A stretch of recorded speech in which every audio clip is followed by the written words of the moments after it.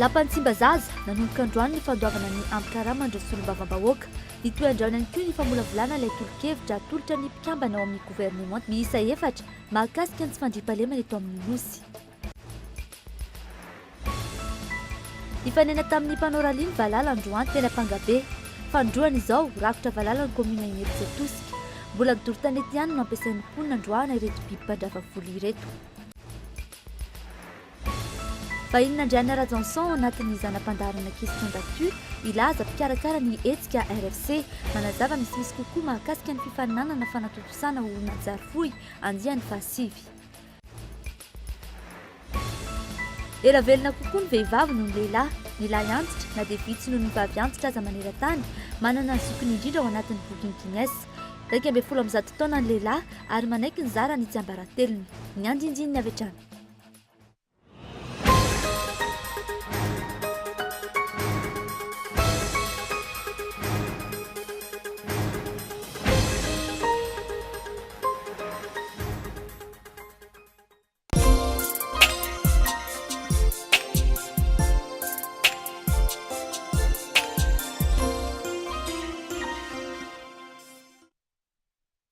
Senia Saada, Groupe Colina, des Mercantiles Assurances avancent et deviennent Saham Assurance. Mahagma vous présente le Festival de guitare de Madagascar. Ouverture avec Narmanan, le vendredi 23 mai, au Dôme RTA en Kurunjan à 19h30. Réservation 20 000 ariars, billets 10 000 ariars au Super Music Alakil. Clôture avec les 35 participants le samedi 31 mai à l'Alliance Française de Tananarive à 18h30. Billets 3 000 ariars à l'Alliance Française. Sponsor officiel Telma. Partenaire Alliance Française, Narmanana Productions, CGM et RLI. Contact 033 12 135 39.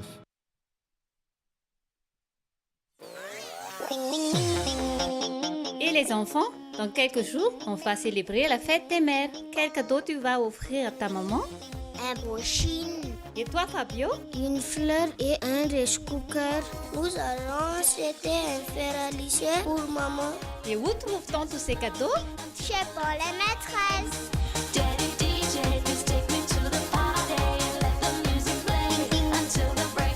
Paolai, toujours meilleur.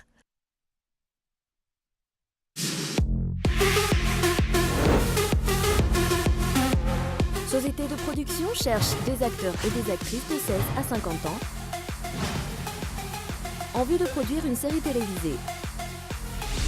Envoyez vos CV avec photos 4x4 et photos sur pied à l'adresse email info@cool.mg ou à déposer directement au siège de Cool TV, boutique ex-Somagel. Date du casting, samedi 24 mai 2014. Sous l'égide de la Fédération des sports Auto-Malagas, le club FMMSAM vous présente la 8e édition du Rallye Total, comptant pour la première manche du championnat de Madagascar des rallyes saison 2014, le 16, 17 et 18 mai. Cette première compétition de l'année, avec son coefficient de 1,6, va vous emmener dans une aventure hors du commun, avec en prime une épreuve spéciale long de 54 km du côté d'Arivunmam. Et surtout la présence d'un village rallye, une grande première dans le domaine du sport Auto-Malagas. Sponsor officiel Total Madagascar. Transport officiel Ford. Média officiel Cool TV FM. Senia Saada, Groupe Colina, des Mercantiles Assurances avancent et deviennent Saham Assurance.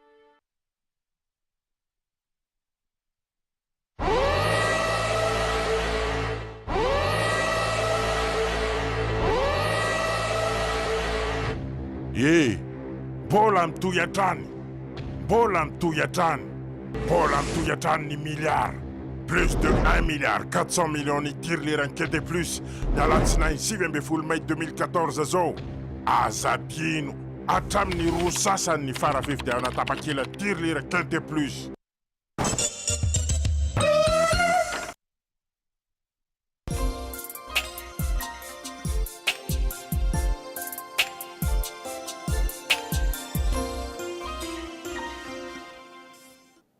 Ankafaliana trano tomboky lasy tomboky vavy ny tsidihana ny tokantranonao amin'izao hariva izao.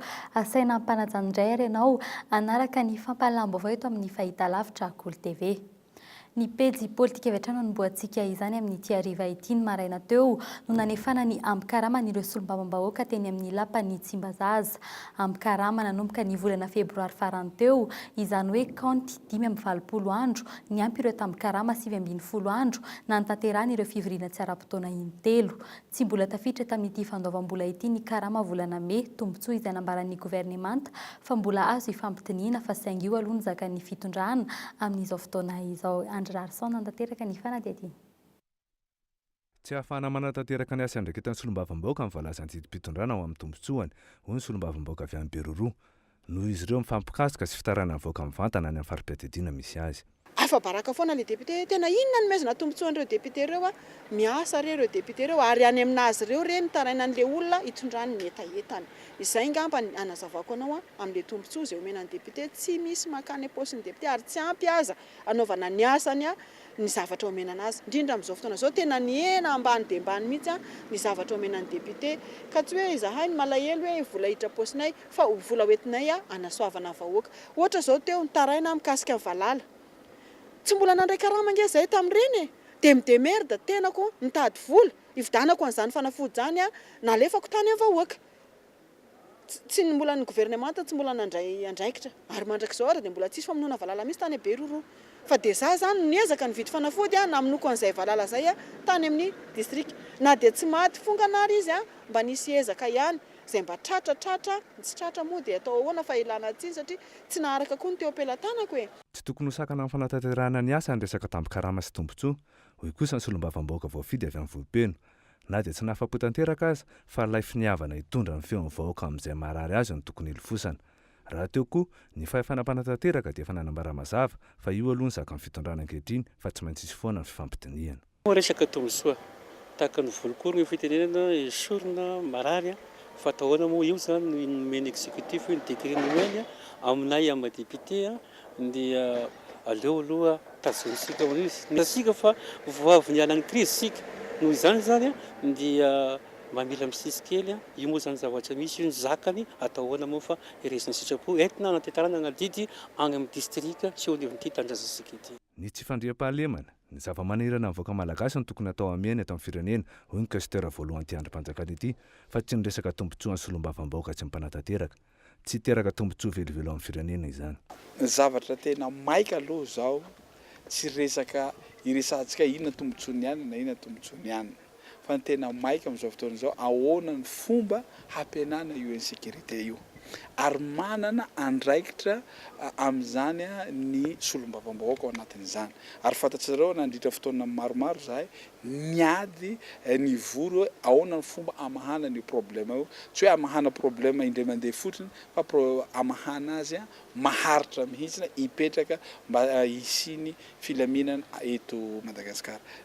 Betsankilany, ny tio marany io ihany no famolavolana ny tolo-kevitra tolotra mpikambana amin'ny gouvernemanta miisa 4, ministry ny Foloalindahy, sekretera-panjakana medidin'ny filaminana anatiny, ministry ny fitsarana ary ministry ny fiompiana amin'ny alatsinainao avy izao andinihana manokana ny tsy fandriam-pahalemana eto amin'ny nosy. Vaovao mahakasika ny fifandraisan'ny Madagasikara amin'ny any ivelany betsaka ankehitriny, ireo masovosy sy olon-tena ny fanjakana malagasy miasa any ivelany no mahaberesaka amin'izao fotoana izao. Tsy mbola mivonona ny antso na hanao fanendrena vaovao azy ireo ny fanjakana malagasy. Izy ireo nefa no singa lehibe miantoka ny famerenana ny fifandraisan'ny Madagasikara amin'ireo firenena any ivelany, ny fianakaviam-be iraisam-pirenena ary ny sampandra-pirenena samihafa taorian'ny natapaka ny fifandraisantsika tamin'izy ireo taorian'ny krizy natomboka tamin'ny taona 2010 Andry Larson. Ambassadeur marina resana fitarainana nandritra ny vanim-potoana ny teteza mita. Nisy tamin'izy ireo no tendren'ny fitondrana teteza mita. Aiza ho aiza amin'izao fotoana ny momba ny fahasaranan'ireo mpianatra malagasy any Sina. Inona ny fipetrahandraisany masivontsika any an-toerana no fanampian'ireo mpianatra ireo.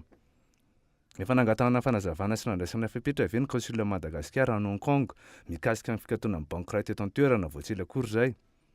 Noharam-baovao maro na ianona fa tsy misy volontsony masivony any Frantsa. Inona nahatonga izany? Misy amin'ireo masivontsika ireo no toetra ila atao amin'ny toerana misy azy. Na vita niraka nankinina tamin'ny ve izy ireo? Nahoana nitapaka ny fifandraisantsika tamin'ireo firenena ireo an-taona maro.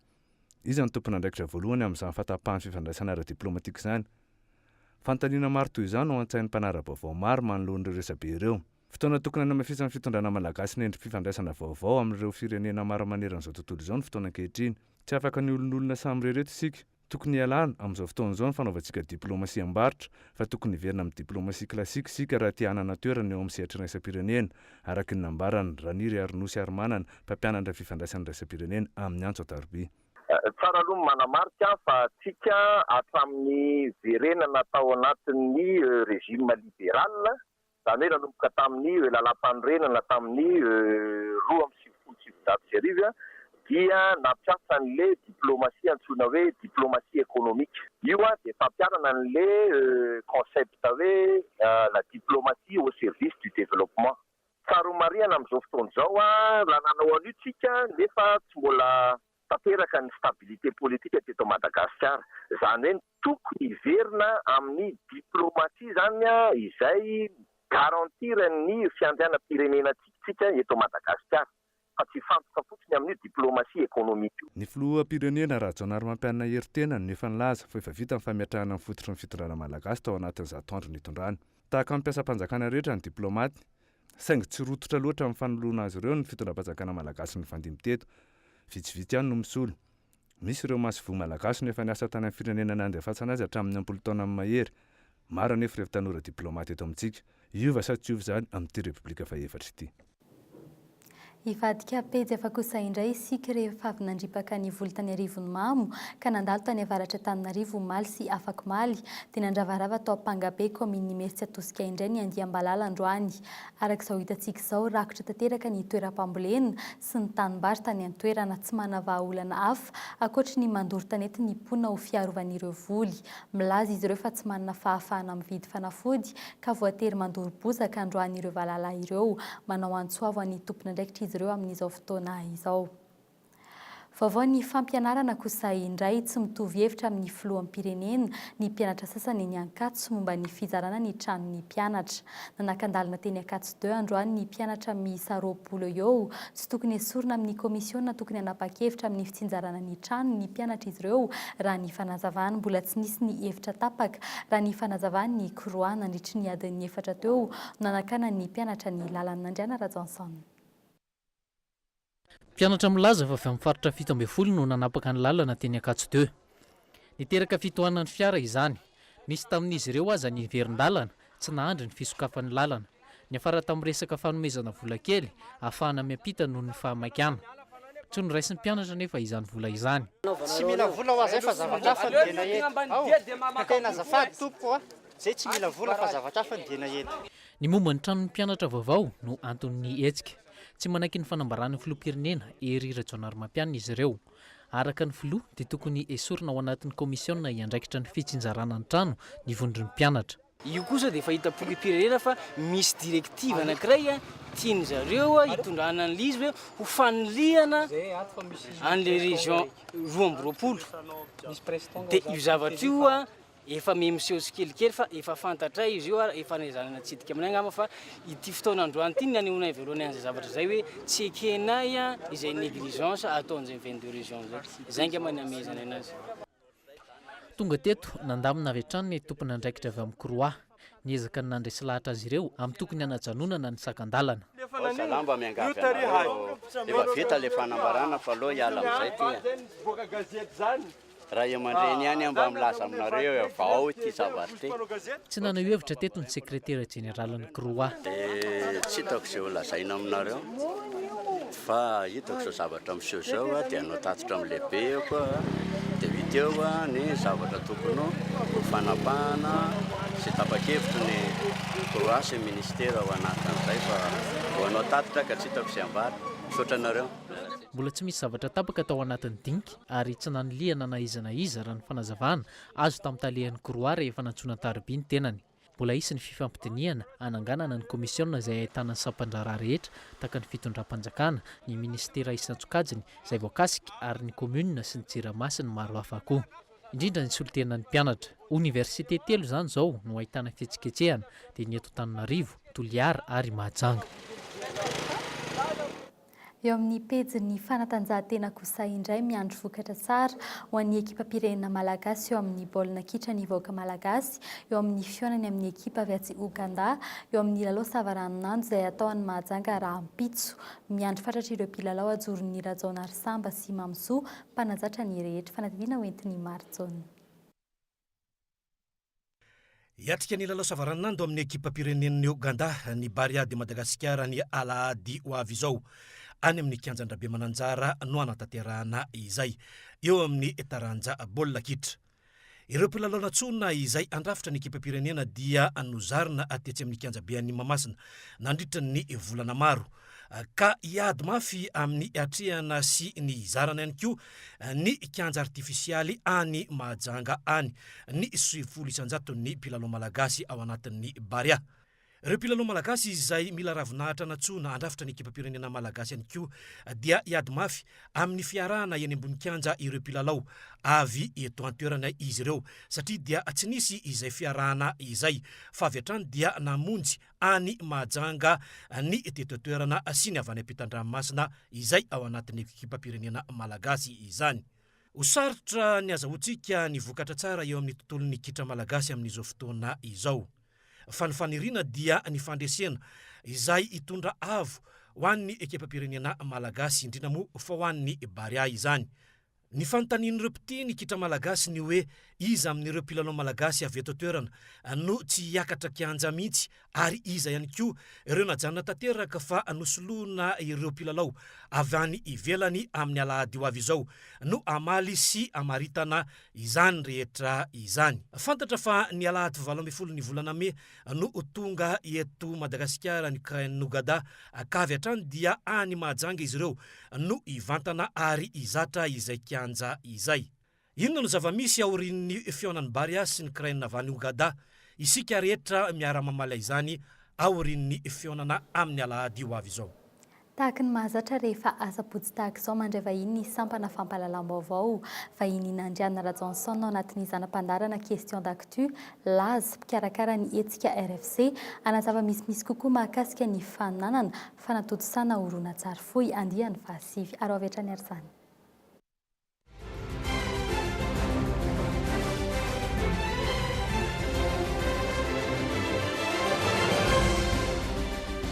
Eravantsika rehetra manaraka ny zanam-pandarana question d'actu amin'ity takariva ity.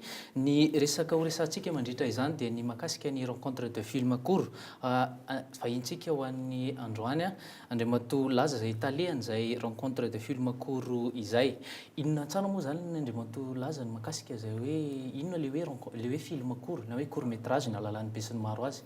Miarabanao nandraina dia miaraban'ny mpijery ny fandaharana. Le hoe court métrage zany raha le définition ran'izao tontolo izao dia film latsaky ny 30 minitra resaka durée zany io dia misy ny hoe moyen métrage dia misy ny long métrage. Ankoatran'le hoe durée misy critère hafa ve jerinareo anatin'izay? Tsisy critère hafa fa film moins de 30 minutes dia avy eo misy hoe fiction documentaire na animation. Zay zany le catégorie ataonay ato amin'ny rencontre film court. Zany hoe tafiditra ao anatin'ny film court daholo ve zany rehefa hoe latsak'izay 30 minitra izay fa tafiditra ao anatin'le catégorie anankitelo ny teneninao teo? Zay mihitsy. Ny taloloha tany ohatrany mbola mialatsiny amin'ireo mpamokatra ohatrany mahita hoe mbola tsy tena hoe azo klasena ao anatina hoe film ilay izy fa mbola mahita zany hoe vidéogramme mitovy hevitra amiko ve ianao anatin'izay. Dia inona nataonareo nampaharitra le RFC zany satria hatramin'izao tafiditra ao anatin'le hoe andiany fahasivitsika izao. Le zany ny hitako hoe olana tamin'izany andro zany mbola tsy tonga teto daholo le définition rehetra. Inona tenako amin'ny définition hoe inona natao hoe téléfilm, inona natao hoe série télévisée, inona fa raha vao hoe misy produit audiovisuel raha vao misy hoe sary sy feo miaraka dia be dia be le olona miteny hoe cinéma io dia diso nefa izay. Ankehitriny zany efa mba manomboka maka ny toerany le izy hoe ny série télévisée tonga dia any amin'ny télé ny alefa fa tsy alefa any amin'ny salle na zavatra ohatr'izany. Ny ataoko hoe nampaharitra ny rencontre de film court dia satria tsapa be sy ny maro fa ilaina le izy satria ny androm-pisinay zany dia ny ampandroso an'le cinéma malagasy en général mihitsy. Be dia be ny firenena mitovitovy amintsika ny etahan'ny cinéma any zany raha tsy teny fotsiny aho hoe ny cinéma brésilien mitovitovy amin'ntsika dia nisy filoham-pirenena tonga teo lola dia tsapany ny importance an'le cinéma dia zao miroborobo be le cinéma brésiliana. Za zany mino hoe misy exemple ohatr'ireny tsy horery fa misy firenena hafa afaka tonga dia atao copier-coller eto amintsika eto dia mandroso be le cinéma dia misy zavatra vitsivitsy nefa mila atao atongavana amin'izay dia anisan'izay zany ny antom-pisian'ny rencontre de film court abazina formation ataonay daholo hatramin'izao ny étape rehetra. Misy formation ao dia misy production dia distribution. Ampianarina zany ny ankizy dia avy eo ataony film manana misy fondaide ao dia avy eo amidy le film vitany aparitaka. Nareo hoe tsy mahatsapa hoe ny zavatra tsapa zany ho manokana aloha mahatsapa hoe le vao miteny hoe RFC dia ohatrany hoe au niveau be le izy. Zany hoe tsy ho an'olona rehetrarehetra zany fa ohatrany hoe ho an'olona misy kategorian'olona zany hoe lina amin'le izy misy ohatrany ahoana zay endrika formation zay dia ohatrany ahoana ny niveau antsika eto Madagasikara amin'izao. Zay zany izay le karazana ohatrany hoe cliché izay ohatrany mahasorena mihitsy zany le olona mieritreritra an'izay hoe satria hoe misy niveau misy olona nidika an'izay manko tonga dia miteny hoe misy olona vendrana. Za zany tsy ny mpijery ny respect an'ny public ny anaovana horonan-tsary iresahana amin'olona satria tsy afaka resahanao tsirairay le olona be dia be. Médium anankiray ny cinéma ohatrany hoe mozika ohatrany hoe peinture ohatrany hoe zay ara maro isan-karazany fomba ray entina miresaka mampita hevitra satria raha malala zany fa rehefa misy ny resaka rehefa mifampiresaka ny olona dia misy filaminana kokoa misy fiarahamonina mirindra raha tsotsoroko zany le izy dia midika an'izay zany tsy tokony ho respectenao le public ho resahanao ka raha ohatra le olona tonga dia miteny ataoko ohatraohatra zao fa sao dia tsy azon'le public tena mahasosotra mihitsy zany le fanambaninan'ny mpijery na le ataovy à peu près mbola tsy mila salle de cinéma tena manara-penitra ireo fa aleo le tsotsotra ihany tsy fa maninona aiza ho aiza zao zay sehany hoe ny niveau antsika Madagasikara eto amin'izay nareo hoe tsy mahita hoe tokony hitarina amina ny faritra na ohatra zany le izy na aiza ho aiza ny niveau ny mpamorona sy ny mpamokatra eto Madagasikara zany amin'izao. Le niveau zany raha hoe ny film mandalo amin'ny rencontre du film court ny resahako dia efa manana niveau international le film mivoaka eto. Raha ny film vokarin'ny Afrique continentale ny jerevana dia hitako hoe manomboka alozantsika lavitra amin'izay ry zareo ho voapirofo zany ho avy zao ny FESPACO dia manantena fa ho voapirofo zany le izy hoe ireo tokoa le film malagasy fa miavaka amin'izay ambony le niveau zay le niteneniko hoe le izy zany misy karazana structure arahany mianatra ianao aloha misy base mila ilainao na ny fomba fikadrena fotsiny ny dikan'ny cadre ny dikan'ny montage misy dikany le izy dia ireny mila fantatra marina fa ilaina le talenta ny instinct zany hoe manao an'izao dia mihetsika fa misy base technique misy base pitsopitsony ao mila fantatra atoro zany raha ohatra tsy fantanao le izy dia atoro anao ohatra amin'ireny hoe le règle na 180 degré rehefa ifilma olona ohatr'izao dia tsy maintsy film mifanatrika ataoko ny champ contre champ be dia be le pitsopitsony ara technique sy ara conceptuel hoe rehefa filmeko avy ato ambony olona io dia zao ny dikany avy ato ambany dia zao ny dikany misy pitsopitsony eo zany mila fantatra dia ireny zany efa manomboka fantatry le ankizy eto amin'izay indrindrandrindra reo ankizy sy ireo olombelona mandefa horonan-tsary amin'ny rencontre de film court zany dia efa miakatra le niveau andihan'ny fasivotsika izao aiza ho aiza ohatrany ahoana ny firiny nandray anjara raha riva moa zany no fantatra hoe anomezana ny loka ho an'ireo zay voasafidy nahazo an'izay loka izay aiza ho aiza tsika izao anatin'izay andihan'ny fasivo izay andihan'ny fasivo betsaka le manomboka manao bilan tsikelikely zay amin'izao ankizy efa any amin'ny 10 mahery ihany zao no nalefanay eraka izao tontolo izao zany mandeha mianatra tiako marena fa le loka amena iato dia mandeha mianatra any ivelany na any Suisse io any Berlin any a France, any la Réunion, any Afrika rehetra any na izy mandeha manatrika festival 10 mahery. Ny film en base de données anay zao efa 400 film mahery any zany. Mandeha angaikaingana be le izy.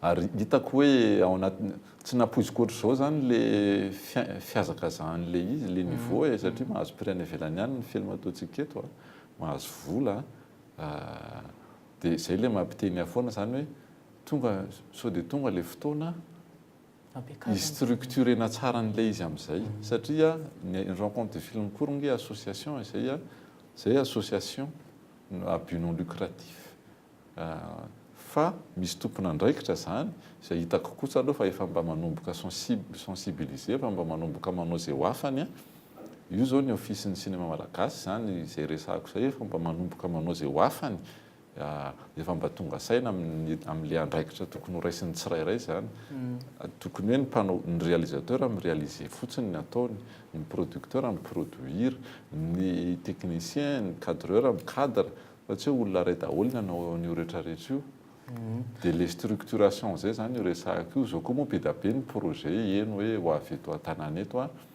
resaka saly resaka zao mila vigilant zany tsika amin'izany satria be dia be le raha be dia be le olona mahita hoe io fa tsisy règlement le règlement interne mihitsy aloha zay le mampiteny matetika hoe convention collective aloha ny solution voalohany andao hifanaraka tsika mpanao cinéma hoe zao ny lalàna amin'ny fiatsika ohatra amin'izany hoe raha ohatra ka misy vahiny tonga eo te hanao zavatra ohatr'izao dia tokony mba taxitsika ohatr'izao izy mba hampandroso atsika koa fa tsy zay te hanao zay tiany rehetrarehetra eto dia manao zay tiany ka efa nisy ve zay fifanantonanareo zay misy ny fifanantonana zay nge miresaka isan'andro hoe ireo mpanao horonan-tsary mihetsika rehetra ireo sy indrindrandrindra le olona mihevitra ohatra ny tenanay zany fa hanao an'io foana satria tsy mahay afa-tsy io efa misy ny fifampiresahana indrindrandrindra koa moa le birao responsable le tena hoe ny office ny cinéma malagasy zao teraka mifampiresaka zany zay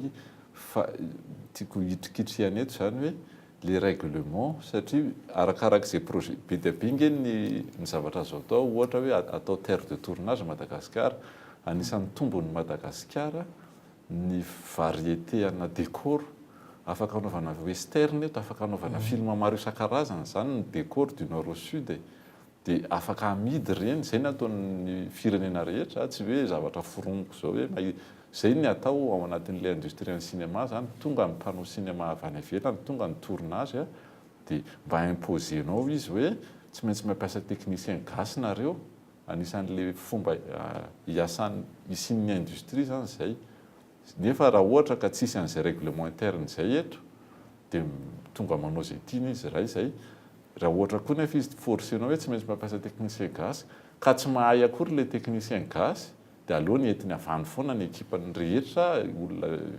olona zato hanao an'le film dia ireny structuration madinidinika ireny zany no mila atao mila ifampiresahana amin'le ianao hoe tsy mahita hoe école de cinéma no ilaina apetraka eto hanatsarana an'izay satria ianao milaza hoe technicien no ilaina fanofanana iza le ao anofana tsy maintsy zareo avy any ivelany tsy école de cinéma fotsiny ny ilaina eto fa misy zavatra maromaro izy moa le fotoantsika fohifohy ihany zany anazavako an'le hevitro rehetra hoe inona moa le vahaolana mety possible amin'ity cinéma malagasy ity fa anisany zany zay hoe fa ny voalohany indrindra zany be dia be le zavatra tokony atao ny voalohany indrindra dia ny fanaovana ny convention collective io aloha mba tsy hisiny ny mpanararoatra manomboka misy mpanararoatra manko zao any amin'ny morontsiraka atsinanana ina moa zany any amin'ny est any manomboka misy mpanararoatra satria tsisy règlement eto dia samy manao zay tiany zany dia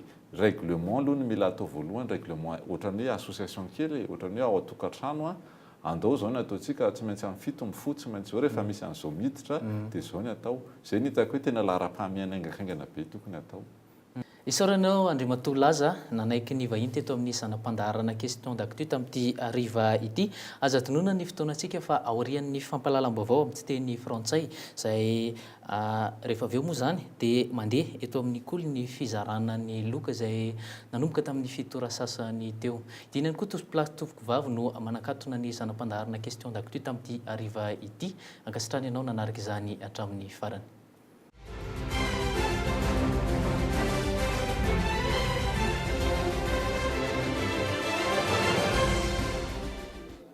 Maresaka avy any ivelany kosa no amaranantsika ny fampalalam-baovao ela velona kokoa ny vehivavy noho ny lehilahy samy manaiky izany ny firenena rehetra na ny olombelona miaina maharitra indrindra aza dia ny vehivavy ilay teratany japoney izay mahatratra 40 taona ny lahy antitra na dia vitsy noho ny vavy antitra aza maneran-tany manana ny zokiny indrindra ao anatin'ny bokin'ny Guinness fanadihadiny. 12 taona tamin'ity taona 2024 ity Alexander Imich teraka ny 4 febroary ny taona 3710 ity teratany polonais ity tonga nankasitraka ny lehilahy ny ekipany Guinness izy zany zao lehilahy tratrantitra indrindra voapirofo fantatra ankehitriny taoriany ilay teratany italiana nodimandry teo amin'ny 110 taona ny taondasa teo maharitra miaina anaty fahasalamana fa nirian'ny olona maro ny mba ho elavelona sy atanjaka sy misy tany lehilahy izany asan'izany no nanampy betsaka azy amin'ny pitsopitsony rehetra mahakasika ny singa ao anatin'ny sakafo tokony hohanina ampaharitra mizara ny tsy ambaratelo ny miditra raha ny fanadihadiana nataony ny totozy no nataony ohatra ela velona kokoa raha mihoatra ireo biby hafa no izy tsy dia mihinana firy ka mampiena ny kaloria miditra ao amin'ny vatana ilaina araka izany ny fanaovana rejima mazava ny azy ny sakafo tsy hohanina ny henamena ny atody lafarinina siramamy sy ny sakafo endasina ireny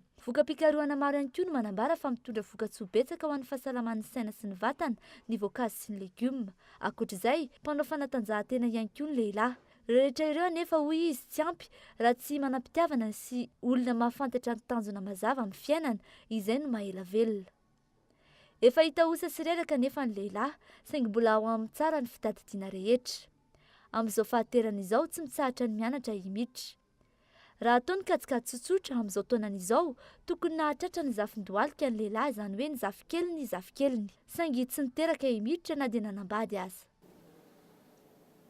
dia izay ihany koa no entina manakatona ny fampalalam-baovao amin'ny teny malagasy amin'ny ity ariva ity tomboky lahy sy tomboky vavy aza dia ny manaraka ny fandarana mamami aorian'izay kosa amin'ny valora sasany ny fampalalam-baovao amin'ny fiteny frantsay ary manaraka azy ao ny fandarana alalino anarahinao ny mahakasika ny asan'ny mpamonjy voina miaraka amin'ny Nandriana Rajohnson.